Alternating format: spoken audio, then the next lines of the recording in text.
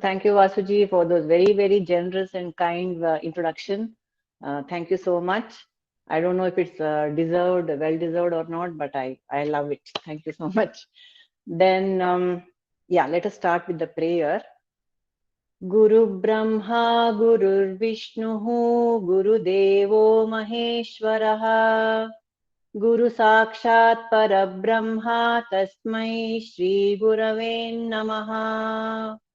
नारायणसमारम्भाम् शङ्कराचार्यमध्यमाम् अस्मदाचार्यपर्यन्ताम् वन्दे गुरुपरम्पराम् वसुदेवसुतम् देवम् कंसचाणूरमर्दनम् देवकी परमानन्दम् कृष्णम् वन्दे जगद्गुरुम्. So I'm deeply grateful to my parents who have given me this background of spirituality from a very long time. I have grown up in that atmosphere, like Vasuji just mentioned. Very grateful to them. I'm very grateful to my spiritual guru, Sri Prabhuji, Narasimha Prabhuji, whose inputs and constant encouragement and they have given me that. Mm, they have given me the yogyata to be sitting here and talking in front of all of you. Thank you so much. I'm grateful for the platform given by Vani and Vasuji, and of course their parents who have built this huge, beautiful base for all the sadhaks. So, like Vasuji mentioned, yes, there are going to be a lot of Krishna talk, and why not? Because last week, that is December 14th, was Gita Jayanti. So the flavor of the season is the Bhagavad Gita. The flavor of all seasons is Lord Krishna. The flavor of all seasons is Lord Krishna. Because he says, Yoga Kshemam Vahamyaham. He's the one who is giving the promise of taking care of the welfare of all of us all the time. So, I mean, the Bhagavad Gita, as we all know, is the most comprehensive, the most well-known, the most read scripture in the world, I would say. Anybody would know the Bhagavad Gita, even if they didn't know anything else. So, like we know again, it's a user manual for life. The Bhagavad Gita is a user manual for life, which the Lord has given us, in His own words. It's the Lord, the Bhagavad Gita. It is sung by the Lord Himself. It's directly from the source. So it is most precious and it's most dear to all those who care to read it. It is well known in every household, and it makes the grand promise. Lord Krishna makes the grand promise of taking care of his bhaktas. The Lord of the universe himself is giving us this grand promise, and not in one or two verses. The entire Bhagavad Gita is the promise of the Lord, telling us how to lead our lives and how He can take care of us. So, how the Lord takes care of His bhaktas is the stuff legends are made of. It's legendary. All of us know the moment we talk of the bhaktas of the Lord, we think of Bhakta Prahalada, or we talk of Gora Kumbara. The Lord really, I mean, He literally takes care of them, protects them from all harm, come what may, and He restores. In Gora Kumbara's case, He restores the dead child of Gora Kumbara, because the Gora was lost in the prayer, in the thoughts of the Lord, while he accidentally, steps on his little infant, and the Lord brings him back to life. So these are the kind of stories that come to mind when we think of the bhaktas of Lord Krishna. But this is also a bit scary, because talking of myself, I'm nowhere near all these grand bhaktas. I'm nowhere comparable. I can't even think of that kind of bhakti what the Lord talks of. When He says Yoga Kshemam Vahamyaham, I think now we should dig into the shloka. What exactly is the Lord telling us in this shloka? the Lord is telling us to read the shloka. He says, this is in the Bhagavad Gita, 9th chapter, shloka 22, verse 22. He says, Ananyas chintayanto mam ye janah paryupasate tesham nityabhyuktanam yogakshemam vahamyaham. Meaning, but those who always worship me with exclusive devotion, meditating on my transcendental form, to them I carry what they lack and I preserve what they have. So this is worth contemplating upon. What is the Lord telling us actually? You know, is the Lord's promise of Yogakshemam Vahamiham, I shall take care of your welfare. Is it a conditional promise, or is it an unconditional promise? And when we dig into the shloka, we shall understand what he is talking about. He says, I will take care of you. But don't we take that for granted that the Lord is taking care of us anyway? You know, he has not only created us, he has created the world and the environment and everything that comes along with it to take care of me, including the air I breathe, the water I drink, the everything. We know that the universe is the God has made the universe for me. He has made me. You know, I am not doing anything to take care of my natural, you know, my existence. I'm not doing anything of my own accord. The breath is happening, the blood is pumping, the food is getting digested, everything. I mean, these basic things, all of us, we take it for granted that yes, the God has, you know, he's the one who's taking care. You know, he's the provider. The God is the provider. So he not only has given, given existence to me, and he has got and in this shloka, he's taken an AMC. You know, I'm going to take care of you. You know, maintenance contract also he's giving us. Don't we know that he takes care of Trunamapi na chalati tena vina, not a blade of grass can move without the grace of the Lord, isn't it? So what is special about this shloka? What is special about this shloka? So the Lord says, yes, I have created you. I have created the universe for you. But my dear, it's a basic plan. Okay, this is a basic plan. If you want to upgrade yourself, you have to do something else. This is a basic plan which I have given everything, everyone, right from the amoeba to you. You know, you have also come from amoeba. I have carried you from that stage, and I have brought you to the human birth. And now, from this is the basic plan is over. I have given you everything until now. From this stage, you have to upgrade yourself to be eligible for the next plan.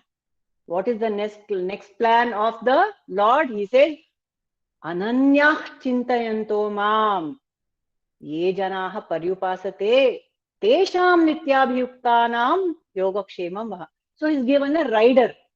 Who are the kind of people who can go upgrade to the next plan of mine, and under what conditions shall I take care of them? So here we need to dig into the shloka verse by verse, phrase by phrase, to understand what the Lord is really telling us here. Okay. So the first phrase itself merits a lot of chintana. Ananya chintana, not any chintana. He says, Ananya chintayo mam. Okay. Ananya, the word itself means Ananya, no other. Anya ashrayanam tyagaha is the definition of Ananya. Ananya chintayanto mam. Anya ashrayanam tyagaha means I shall think only of the Lord and nothing else. Na anya ashraya. What are the ashrayas we have? What are the supports we have? All the time, we think our security comes from our family, the wealth probably, our youth, our work, our job, our environment, the status. So many ashrayas we have. We depend on so many things to feel good, to feel secure, to feel I'm a success in life, to feel generally secure. So that is the anya ashraya we have. But here the Lord is telling us, forget all the other ashrayas. Ananya, I am the only ashraya. That should be the focus of a real sadhaka. The Lord expects from his bhakta ananya bhakti. Ananya bhakti all the time. Not Sankata Bandaga Venkataramana. All the time. Okay, only when I am in distress, I think of the Lord. That is not Ananya Bhakti. Because your support is something else. And when that support is taken away from you, you think of the Lord. When my health is gone, I think of the Lord. When my family support system is crumbling, I think of the Lord. When I have a crisis in my profession, I think of the Lord. That's fine too. But in this shloka, the Lord is telling us, Ananyas chintayanto mam, anya ashrayanam tyagaha. Have you given up your other ashrayas? And are you thinking of me exclusively? So, God says, don't put me on your to-do list. Today I'll go shopping. Tomorrow I'll do this. Today I will attend a satsang. Morning, half an hour, I'll think of God. Then I have da da da da da. That is fine. But that means I'm also on a tick list of the God is also on a tick list. Tick, one of the boxes to be ticked. That is not what the Lord is talking about here. He says, Ananyas chintayanto mam. Like whom? Like, again, who comes to mind? Mirabai, bhaktas like Meera and Akka Mahadevi, or all those beautiful legendary figures we have been, taught, we have learned over our lifetime. All these people were always in Ananya Bhakti of the Lord. Again, the question comes, am I capable of doing? And we have the Saint Tyagaraja here in this picture, who had Ananya Bhakti for the Lord. Saint Tyagaraja, he was a Rama Bhakta, and he was always singing the praise of Lord Rama.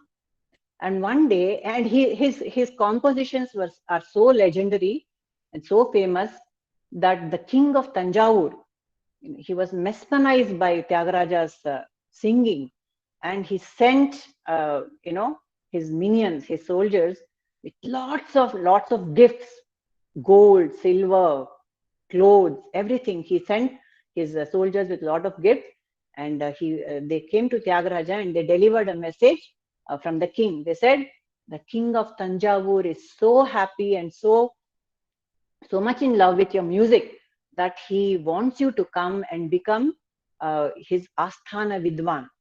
Your place is not in this little hut that you're staying here. You have to come to the palace of our king, and there you will get the proper respect that your music deserves. So Tyagaraja said, not for a moment was he tempted by this offer of the king, of royalty, of the pomp, the splendor, the respect, and the fame and the popularity that he would get. He said, then he composed a song. He said, Nidhi Shala Sukhama, Sannidhi Seva Sukhama. Nidhi, does wealth give me happiness, or does proximity and doing seva to the Lord give me happiness? That was the song he composed on the spot, and that was his message to the king. He said, I thank you for all the honor and the wealth you are bestowing on me, but my Lord in my heart, I just want to sing the praises of the Lord wherever I am. That is what is more, that gives me more pleasure than anything else. That is called Ananya Bhakti. He was not bothered of anything else. That is the kind of bhakti. That is the meaning of the word Ananya Chintana. Ananya Ashraya Tyagaha. That is Ananya Chintana. So the first phrase itself is a very steep test for a real bhakta. Then coming to the next phrase, which is Ananya Sintayanto Mam Ye Janaha Paryupasate. Now, this Paryupasana is also a term which we need to understand what the Lord is expecting of his real bhaktas. Now, Paryupasana means thinking of the Lord's transcendental form. So, what is this transcendental form of the Lord? See, we know a lot. Upasana we do to the Lord. We know many shlokas. Agamarthantu Devanam, Gamanarthantu Rakshasam. We know all that. And those who have grown up in a religious background, all these shlokas, they keep, Shramana keeps happening of these shlokas. And in our own interest also, we would have learned a lot of these sutras, Atharva Shirsha, all the Purusha Sukta, all these, the Upanishads we can chant, everything we can do. But do we understand the meaning of the, number one, do we understand the meaning of the shlokas that we are chanting? Number two, are we doing mechanically? And number three, even if we understand, are we paying attention to what, when we're doing the puja, are we paying attention to it? That is paryupasana. So this pari, the prefix pari has been used very often by Lord Krishna in the whole of the Bhagavad Gita.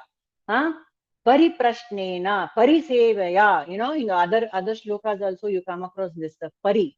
Pari means it is not just upasana, it is paryupasana. That meaning when you are saying,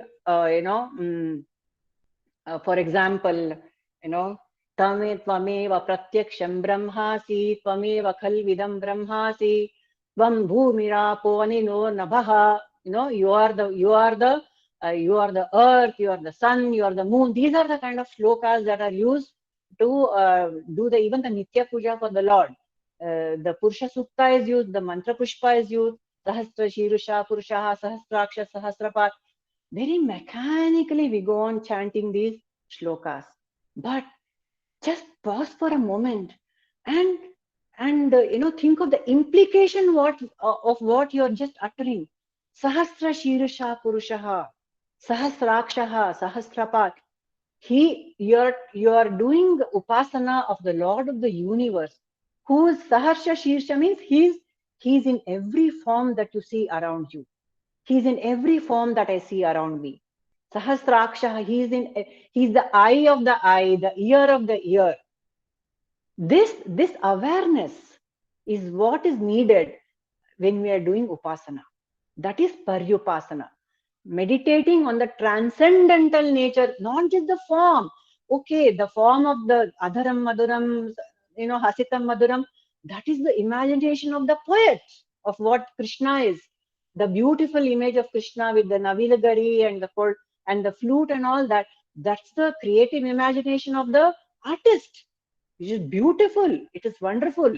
It was their experience. It was the transcendental experience of the artist and the poet. What is your experience? Are we still stuck to the form? Are we able to see beyond the form and think of the glory of the Lord in the naked state of it? That is what the Lord is saying. Ananyas chintayanto mam ye janaha paryupasate. It is not just the Krishna who is Neelamegha Shyama and who's got all these attributes. That is fine. But beyond that, what is he? He's everything. He's the universe. He, even in the Gita itself, in the Vibhuti Yoga, the Lord describes, what he is, and he's everything. So that awareness, with that awareness, when we do upasana of the Lord, that is the second condition that the Lord puts in this shloka. Ananyas chintayunto mam ye janaha paryupasate. So you have to understand the spirit of what we are doing. Then the next phrase which comes to us, the Lord gives us is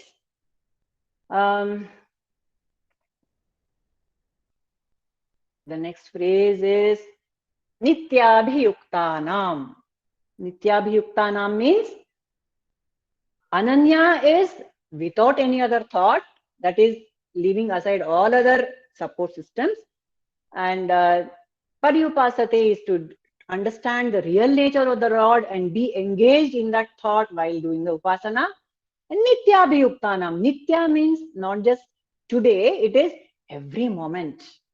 Who are engaged in that kind of worship every moment of the day. With each and every phrase, it's getting harder and harder, right? It's getting very hard for us to keep up with the conditions the Lord is putting.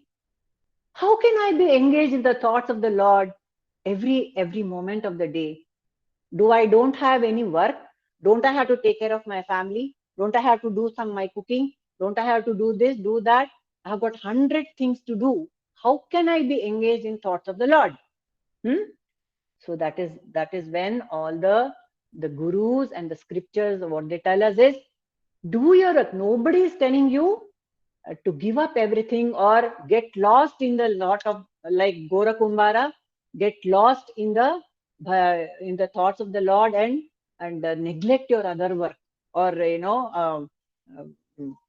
not do it properly, or just because you are thinking of the Lord, you can't spoil the uh, whatever dish you are doing in the kitchen. No, that's not the spirit of the shloka. The spirit of this Nityabhyuktanam is to understand the true meaning of Karma Yoga. How to, it's not, if you are going to an office, if you are an executive at a job, don't just look at it as a means of earning your living. Do it as a service to the Lord. Do it as a service to the others around you.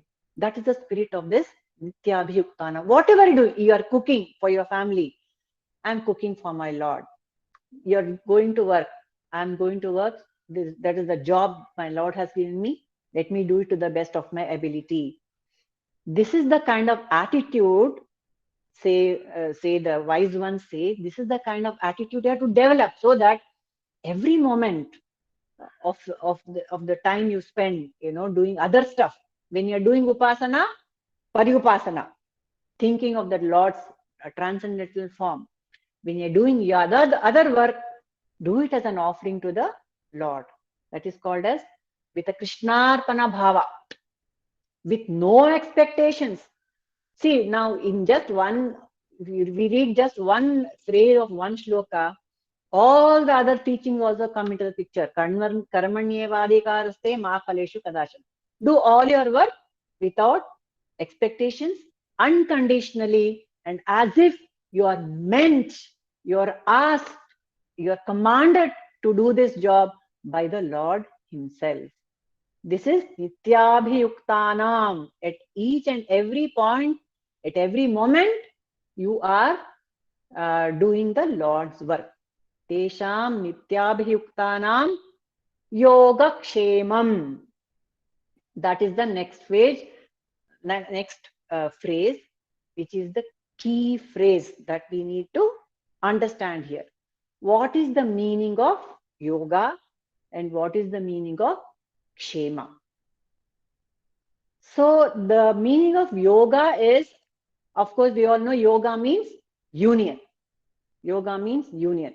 Union of what? We have to be united with something we have. We don't have. We are already in union with something we have, and with something we don't have, we have to be united. So the Lord is telling us, I will take care of your yoga. Whatever you have, whatever you already have with you, I will take care of it. And whatever you don't have, I will provide it for you. The kshema is to take care of what you already have, and yoga is to give you what you don't have. So what is it that we have already? For example, maybe our family, our jobs, our health, our wealth, our youth, whatever it is.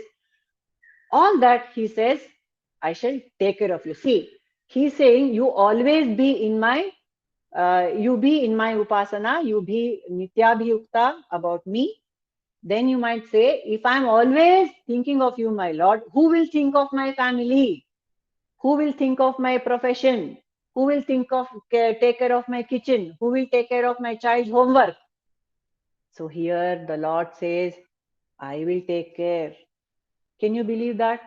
I mean, at a practical level, it seems quite wonderful and impossible that such a thing can happen. How can the Lord take care of all these jobs for me? I'm the one who's supposed to do it. How can he take care of me? There's a very interesting story of, this is, of course, Krishna and Sudama, his great, beautiful childhood friend Sudama. He was in poverty, right? He was in poverty, and when he went to see Krishna, he didn't even ask for anything, but Krishna knew what his friend wanted, and without even being asked, Sudama was given everything that he needed. More than, not just need, he was given more than his needs. A palatial bungalow and clothes, the wealth, health, everything was given to Sudama and his family. That is how Sudama takes care of his bhaktas like a friend. He is a friend in need. And of course, uh, Swami Vivekananda's story is well known. Everybody knows how Swami Vivekananda he was in utter poverty. Swami Vivekananda was in utter poverty. That is when he was still Naren. His family, they didn't have enough to eat. The family of his mother and siblings, they were so utterly poor. And so Vivekananda, Naren asked Ramakrishna to help him out. And Ramakrishna said, go, pray to Mother Kali. She's the mother. She's going to give you anything you want. And when Vivekananda went to Mother Kali, he could not ask anything. We know that he did not. He could not. It could not bring himself to ask for material benefits from Mother Kali. So very kindly, Ramakrishna himself said, "You are a fool, Naren. You are a very impractical fellow. You don't know how to take care of yourself. Don't worry. I assure you that your family will never lack for basic necessities." So Ramakrishna assured him of basic necessities so that Naren can go on to become Swami Vivekananda and take care of the larger work of Sri Ramakrishna. So Yogakshema of Vivekananda's family was taken care by Mother Kali through Ramakrishna, even though Naren did not ask for it. And another story is about this Acharya called Arjunacharya. He was a very, very famous Bhashyakara. He was from South India, and he had written bhashyas on many all the scriptures, the Upanishads, the Puranas, and all the thing. He was a very scholarly man. And then once he was writing a bhashya on the Bhagavad Gita. He was writing a bhashya, the commentary on Tippani on Bhagavad Gita. And he came to this verse called the 9.22, chapter 9, verse 22, Yogakshemam Vahamyaham. So I'm sure this story is also well known. However, when we are talking about this verse, it is inevitable that you have to say this story of this Arjunacharya. So when he read this verse, he says, Yoga Kshema, I will take care. And the next verse, after Yoga Kshema, the verse, the phrase is Vahamyaham. Vahamyaham means I shall carry. Vahami means to literally carry. Okay. So the Lord is telling, I shall take care, I shall carry whatever you need on my shoulders. So this Arjunacharya was amazed at this. He said, this cannot be. Why should the Lord carry? This Vahami is not the correct term here. And so he changed it to Dadami. Dadami means I shall grant. See, you can understand Dadami. And the Lord will grant our wishes. The Lord will bless us. But he's saying Vahami, it must be wrong. So it has to be Dadami. So what he did, this Arjunacharya, he scratched Vahami and wrote Dadami, Dadamyaham, I shall grant. And he went to have his bath to the nearby river. And so, and as usual, he was a Bada Brahmana, like they say, not always in problem as far as finances are concerned, not enough to feed themselves.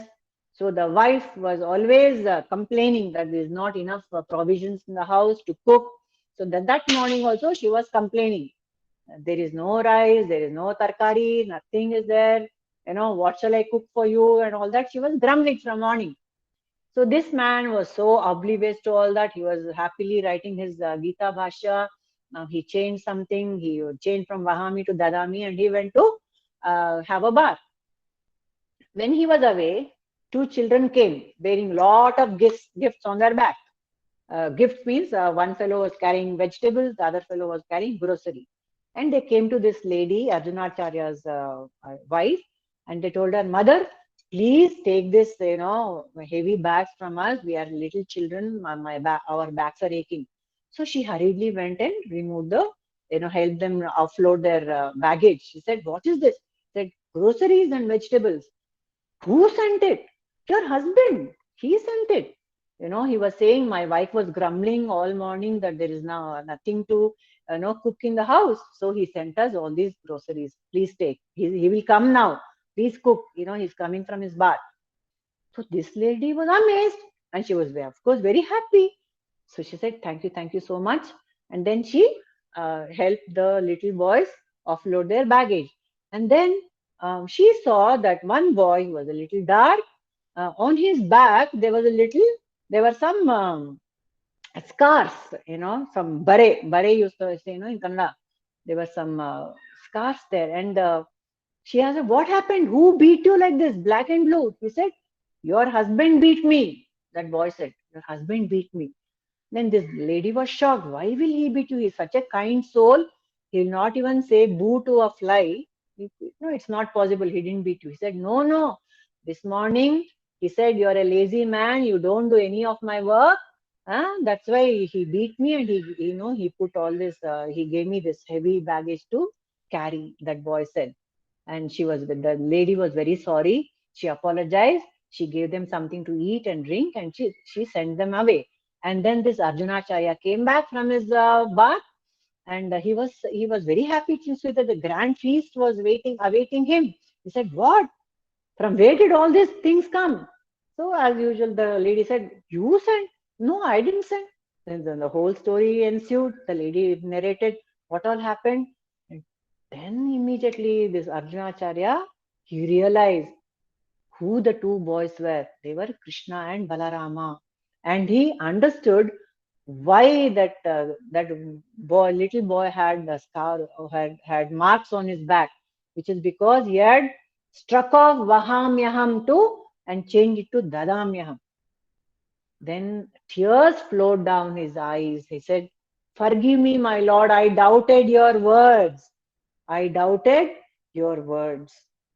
You have said, you yourself have said, I'll carry, and you carry. Now you have proved to me that what you have said is true. Please forgive me.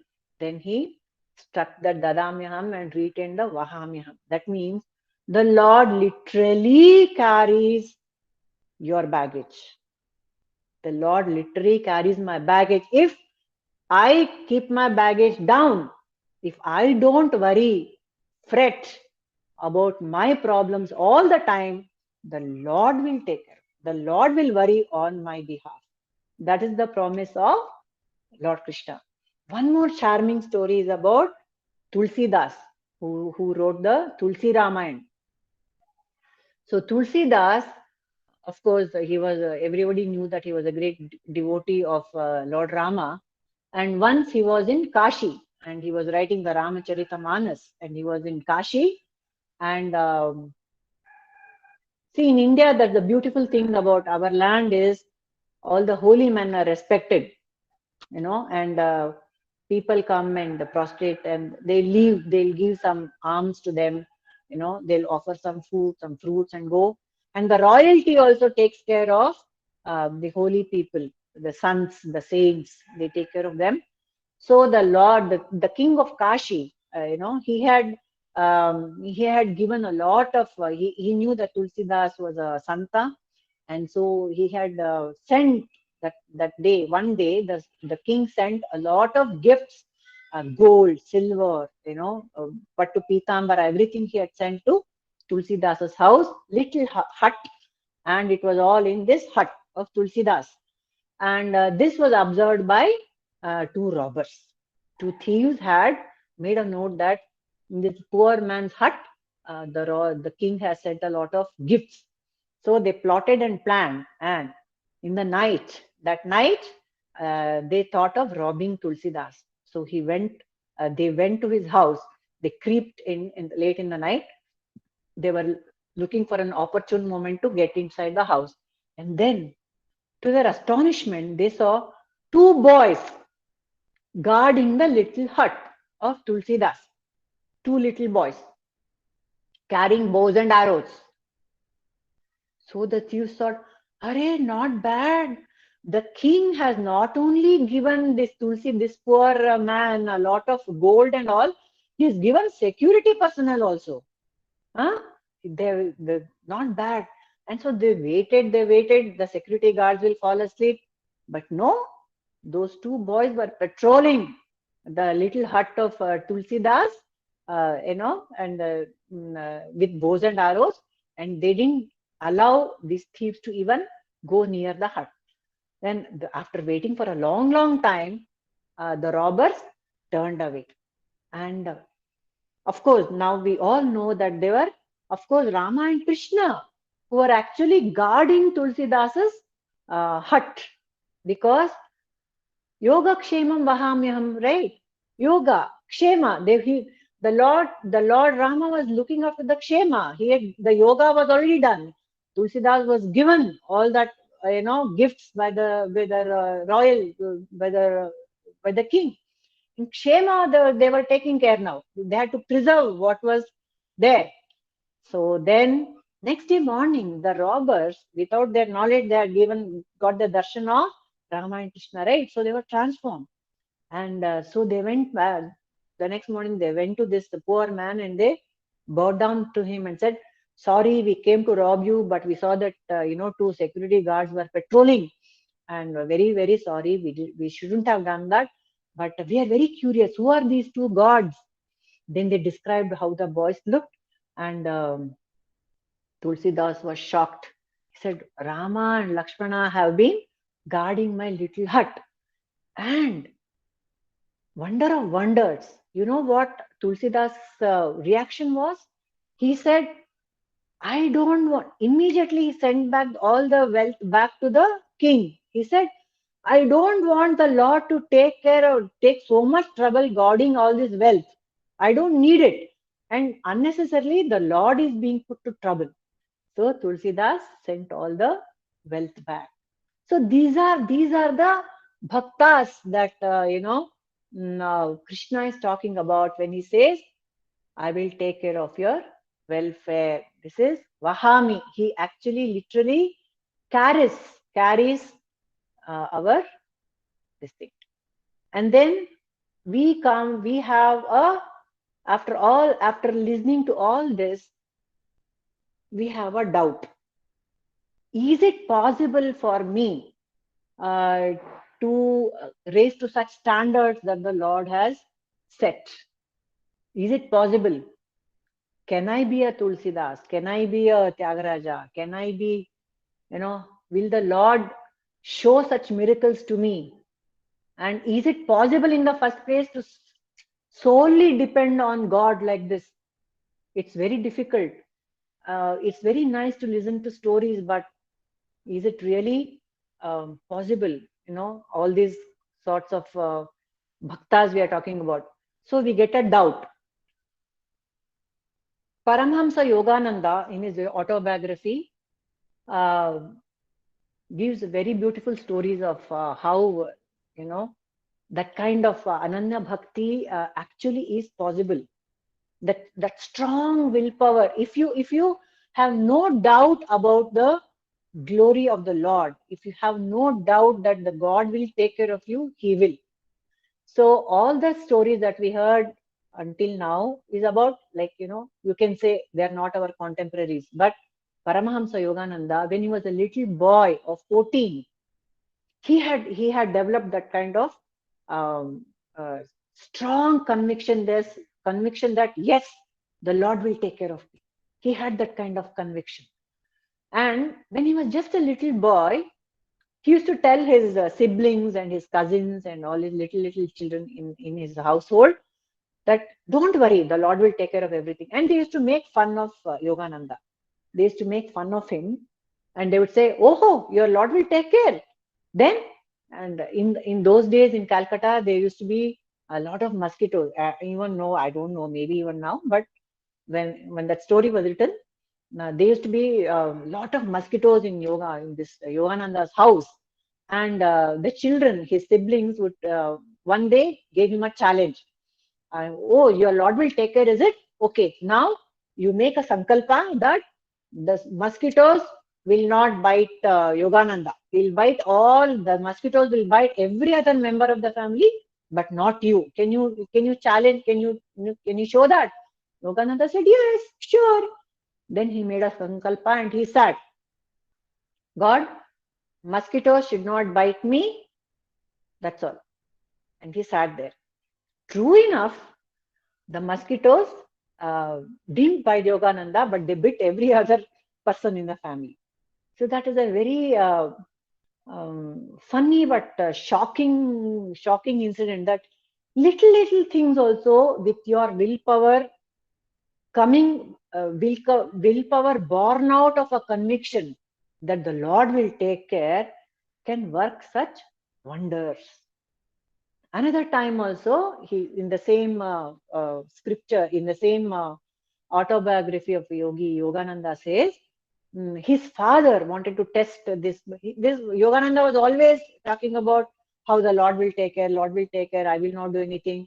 And he never really got into any, he didn't even get into the business of earning a living, I think. So his father was once very upset with him, and he said, now your Lord will take care. Now I will not give you a single penny. You go to Kashi and come back. The father challenged him. Then this little boy said, okay, I will go and come. You don't give me anything. Then the father said, you are not going by walk. You should take public transport and go. The boy said, okay, I will go. And so he just went to the train. Somebody came and said, are you going to Kashi? Yes, I got an extra ticket. Come, I'll take you.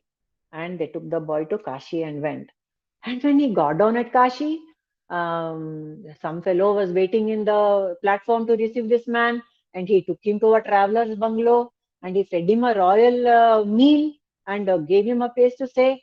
Then at the end of it, this boy was, why are you taking me? Who am I to you? He said, oh, aren't you this so and so person who was supposed to come and So he was mistaken for a person who was supposed to come to the traveler's bungalow and enjoy all those benefits.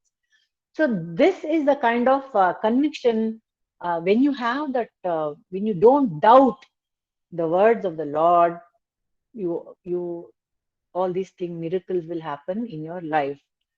But we don't know if we are capable of such bhakti. So the Lord is happy with any kind of bhakta, because he's a bhakta vatsala, isn't it? Any kind of bhakta, he will just protect. For example, we have the artha. The most of us fall into this category of artha. Artha is one who is in distress, one who prays to the God when there is sankata. Sankata bandaga venkata ramana. We love God, we do upasana of the God, but not necessarily 24 hours a day. But we definitely pray to God when we are in trouble, isn't it? So the best example of an Artha devotee is Draupadi. I mean, she was a devotee, of course, but the situation she was in was so distressful that when she Anya, when she did not First, she took the support of all the others. She asked, she begged the courtiers, she begged Bhishma, she begged Drona, she begged her, five powerful, wonderful husbands. Nobody came to her rescue. And then she said, nobody else but you, my Lord. And when she prayed to Krishna, he came. So until she prayed to him with that, total surrender, Krishna was waiting in the wings. He was waiting in the wings. So she's an Artha. When that kind of desperation, when we pray, the God will definitely listen. Another story we know is about the Gajendra Moksha, Gajendra, the lord of the elephant, who tried to get, extricate himself from the jaws of a crocodile. And when he prays to the Lord with helplessness, Lord Vishnu appears and delivers him from that distress. So most of us, when we are in this artha, helpless condition, the Lord will definitely come and uh, take us across. Will help us. That is the artha. That is the first kind of, the basic kind of devotee. The Lord himself says in the Gita that these are the kind of bhaktas who come to me. So the other bhakta, the next kind of bhakta is, so with the artha, when the artha, what happens? Why does the Lord, save the bhakta, save the artha? Is he shows his prabhava. He shows this is what I'm capable of. He's like we are the fish who are caught by the bait. You have to show a carrot and a stick. That is a carrot and stick method. He'll give us little gifts so that we come to him more and more often. That is the Leela of the Lord. So he will help people who are in trouble so that we become, we understand his beauty, his power, his grace, and we go more and more inch towards him. No, when we receive some gifts, when we receive the grace of the God, little more we are going near more, a little more near God to receive more grace. So that is the prabhava. That is why the artha is also taken care of by the Bhagavan. He shows his prabhava by giving us relief in little ways. After you see the prabhava of the Lord, you progress because he grants you, right? He grants you all that you want. And so he goes to the next level, which is artharthi. We become a artharthi. Now our needs are met with the grace of the God, and then we become a little more ambitious. We want little more from life. For example, Sugriva was an artharthi. Sugriva was an artharthi. Why did he befriend Rama and Lakshmana? Because he wanted to regain his kingdom. He was an artharthi, right? And so that is the kind of, artharthis, there are a lot of bhaktas are artharthis. We do putra kameshti yajna, we do all these homas and havans for our own welfare, for our loka kalyana also we do. This is artharthi. We want something more. We have the basic needs are met and we need something more. And Vibhishana was an artharthi. He wanted to unseat his brother and he wanted to become the king of Lanka. And this little Dhruva, he was an artharthi. He wanted a place where he cannot be unseated. That is why he went in search of the Lord. Fine. The Lord says, fine, come. Yena kena prakarena, come to me. Any method you come to me. You want something? Okay, chalo, take it. As when you are distressed, when you are in need, you came to me, I granted. Now you have a little greed.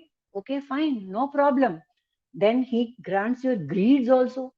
That is when he shows his swabhava. That is the swabhava of the Lord. Then, as a devotee, I start understanding, when you worship the Lord more and more, this is what will happen. More and more grace will flow. That is the swabhava of the Lord. He keeps on giving. So, after the prabhava, we come to understand the swabhava of the Lord. He is the giver. He gives all the time. We understand that.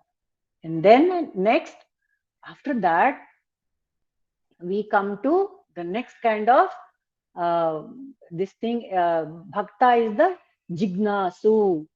The Jignasu is the one who is very curious. Now he is his the needs are met. His greeds are also kind of, he's comfortable. He doesn't want anything else. Now he's curious. What is the Rupa of the Lord?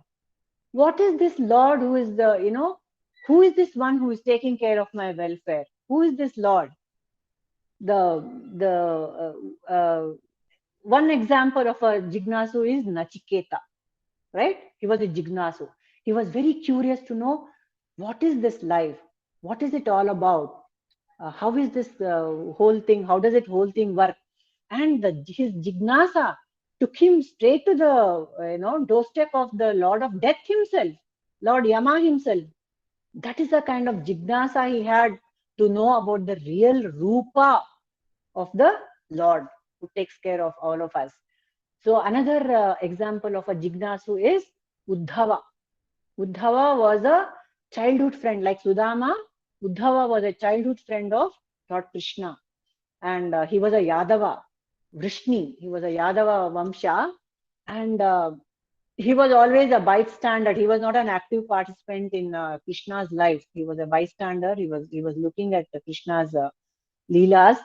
And at the end of it all, when the Yadava Vamsha was getting destroyed by the foolishness of the of the descendants of Krishna, Uddhava was very distressed, and he went and asked his friend, "Why is this happening?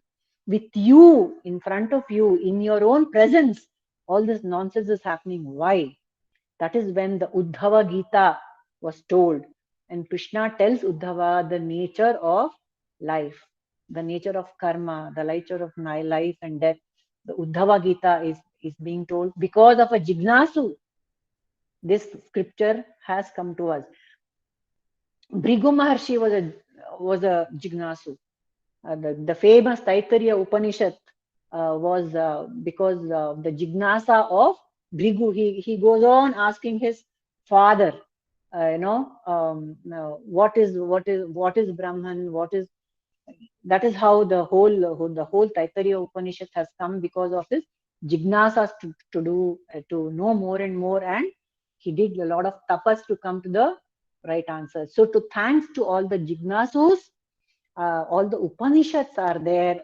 The Rupa of the Lord has come in front of us in the form of all these scriptures, and the Bhagavad Gita itself is because of the Jignasa of Krishna. He was of Arjuna. He was an Artha. Then he became a Jignasu during the course. He wanted to know more and more and more about the real form of the Lord. And then the ultimate form of the Lord, which was very, very dear to the Lord, is the Gnani. The Gnani is, he says, the Krishna says, the Gnani is my most dear. I love my Gnani very much. Why? Because the Gnani, here is the picture of Devudu Narasimha Shastri. If you have heard of this famous author, he has written beautiful books in Kannada called Mahabrahmana, Mahakshatriya. It's about the Rajarshi, Vasishta and Vishwamitra, Kaushika. He's beautiful. His books are very, very, very deep, rooted in philosophy and Purana and philosophy.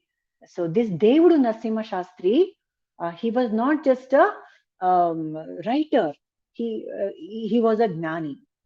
Why? Because once, and he was a Bhakta of Lord Krishna, and he used to give talks on the Bhagavad Gita. Once he was in Udupi with his wife, and he was invited to deliver a talk on the Gita. While he was talking on the Gita, he had somebody came and handed him a telegram. They gave him a telegram. Devudu just read the telegram, pocketed it, and continued talking on the Gita. His speech was even more impassioned. than before the arrival of the telegram. So it was so beautiful, so beautiful. People were mesmerized. He was talking of a beautiful verse from the Gita, and they were all very mesmerized. Then, after the pravachana was over, they would hurriedly went to the management people and they said, "Please organize a ambulance, transport for me urgently. I need to go back to Bangalore." Then they asked him, "Sir, what happened?"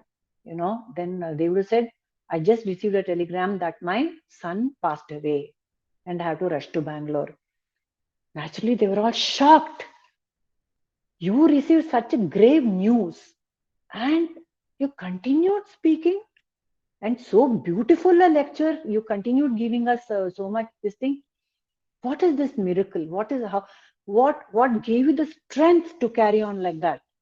So they would have said, I was talking about the verse, Sarva Dharman Parityajya Mamekam Sharanam Vraja. You give up all other dharmas and you make me your sole support. When I'm talking about that, how can I get disturbed by a mere earthly occurrence, like passing away of somebody? The whole of Bhagavad Gita is about how the soul cannot be destroyed. The body is just a vehicle. It's just a dress that you wear. The soul can neither be Nainam Chindanti Shastrani, Nainam Dahat. I've been talking about it all my life, and it will be an injustice if I do not talk about it without living the truth. So Ajnani has understood the Swarupa, has understood the Rupa and has become the Swarupa. There is no difference between the knowledge and the Jnani. The Jnani has completely internalized the teachings of the Lord. The same similar story is with Purandaradasa, Saint Purandaradasa. So even Saint Purandaradasa, same thing happened to him. His child passed away, and when he came to know about it, Purandaradasa just said, composed a poem. He said, Giliyu Panjaradolilla.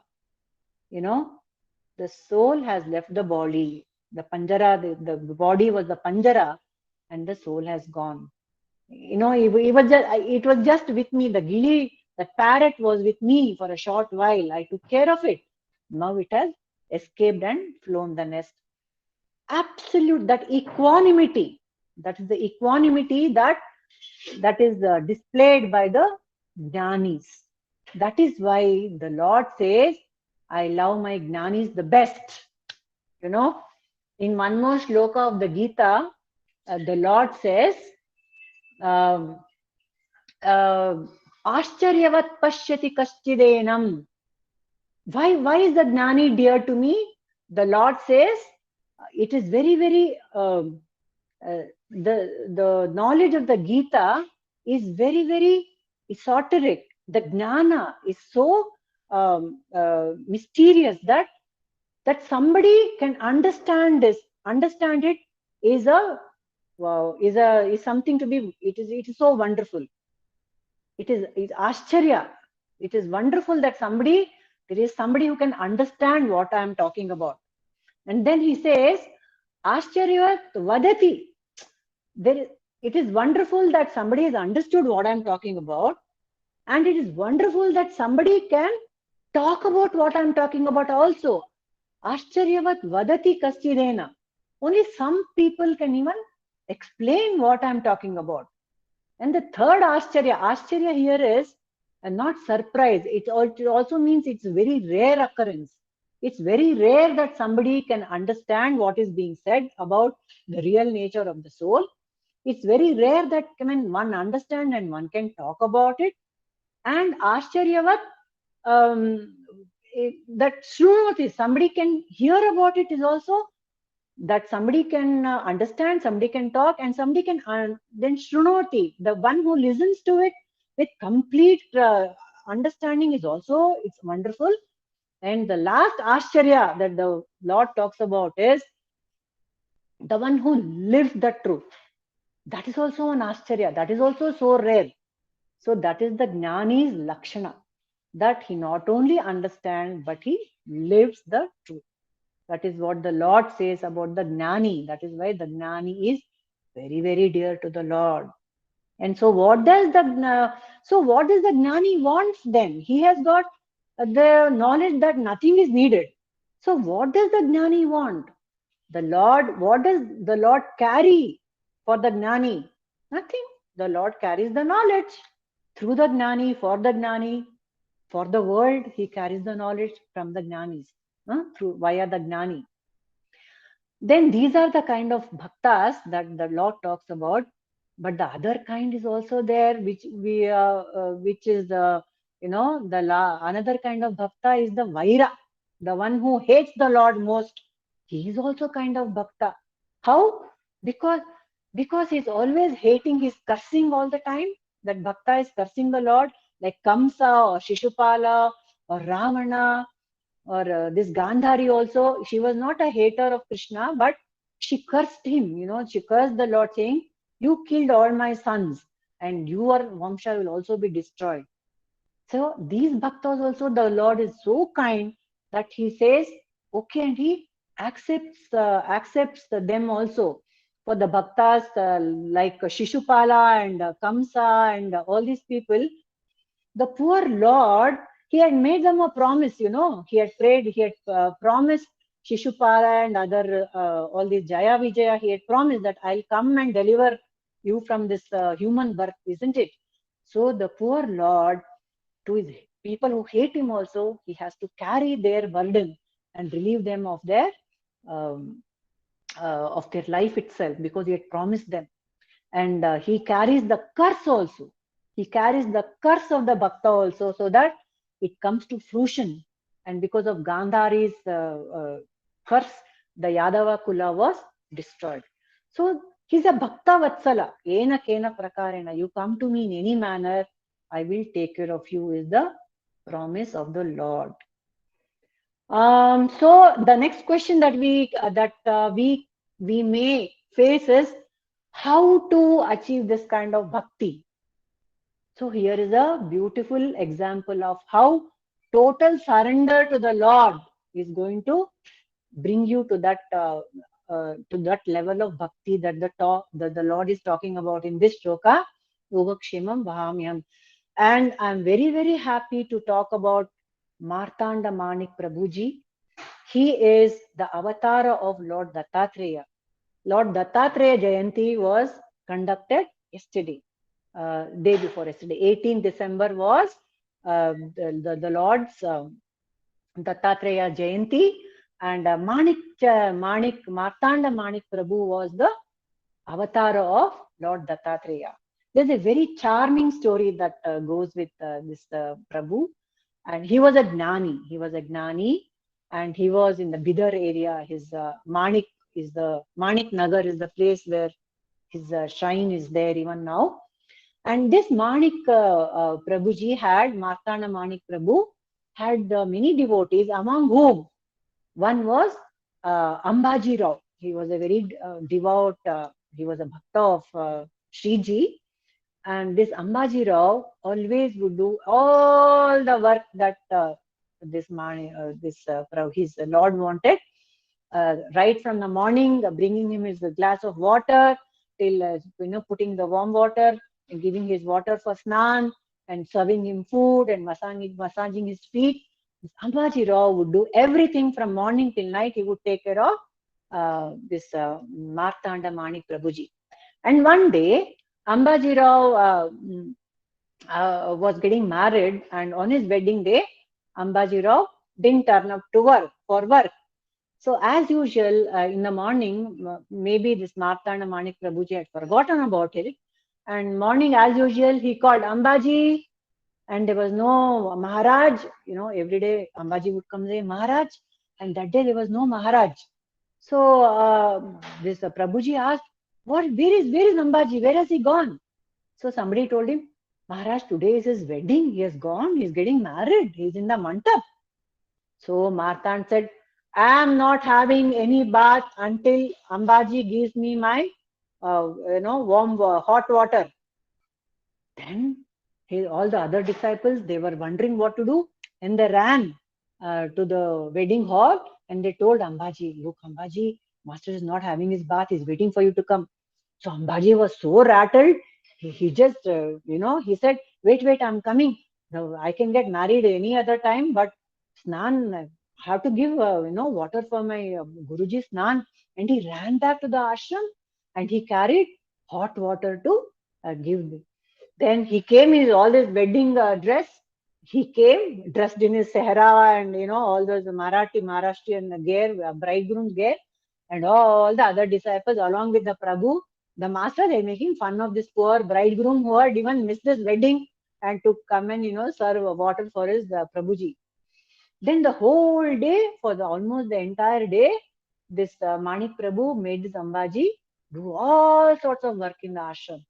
And this man went on doing without, happily he did. He was not even worried what was happening to his bride or the bride family. And then evening, Martanda Manik Prabhu told Ambaji, Abhi jao. Now you go and finish your wedding rituals and come back. So Ambaji went back. Then he got married and he came back. And then somebody asked this Martanda Manik Prabhu, what happened? Why did you stop him from getting married, in that muhurt that was fixed? He said, Arey, that muhurt was so bad. If he had got married on that day, something horrible would have happened to him and his wife. So I had to somehow, I wanted to go him at the right moment and get married. That is how this Ambaji Rao, without us batting an eyelid, came back from his wedding, mantap to serve his Prabhu. That is total surrender. When you are in that kind of surrender, your yoga and Shema both will be taken care of by the Lord. That is what the Lord says. Another thing is, you have to always choose, how can I even start getting near that ideal thing? You have to choose Shreyas over Prayas. Shreyas is what is good for me. Prayas is what I like. Shreyas is what I need. Prayas is what I greed. One chocolate is fine, Prayas. Shreyas. 2, 3, 4 chocolates is Prayas.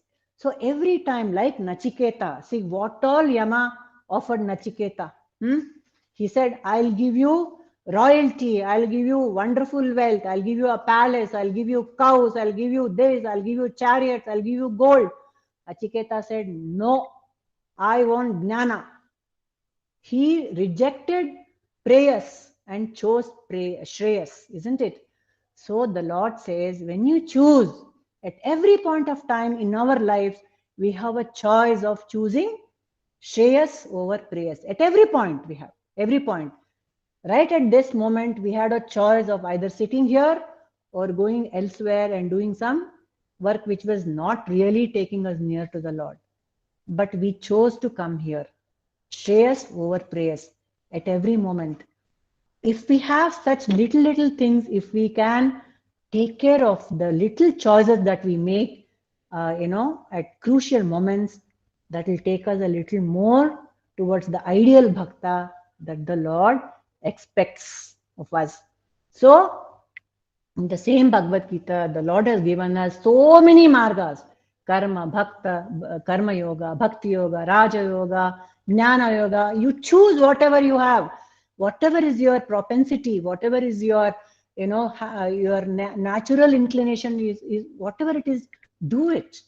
Is there anything more important in life than that? Says the Lord. Tell me, is there anything more important at this point of time? Is there anything more important than doing any of these 4 things the way you are supposed to do it? Nothing. The ultimate purpose of life is to achieve this purpose, achieve the highest goal, isn't it? Atmano mokshartam jagat hitaya. When this is the purpose of life clearly given by the Lord, why are we wasting even a single moment? That is what the Lord asks. So with this verse, we understand that the ideal bhakta, the yoga and kshema of the ideal bhakta to receive that grace. This is the verse given by the Lord for us. Ananyas chintayanto mam ye janah paryupasate tesham nityabhiktanam yogakshemam vahamyaham. So thank you so much. I enjoyed preparing and sharing these insights with you all.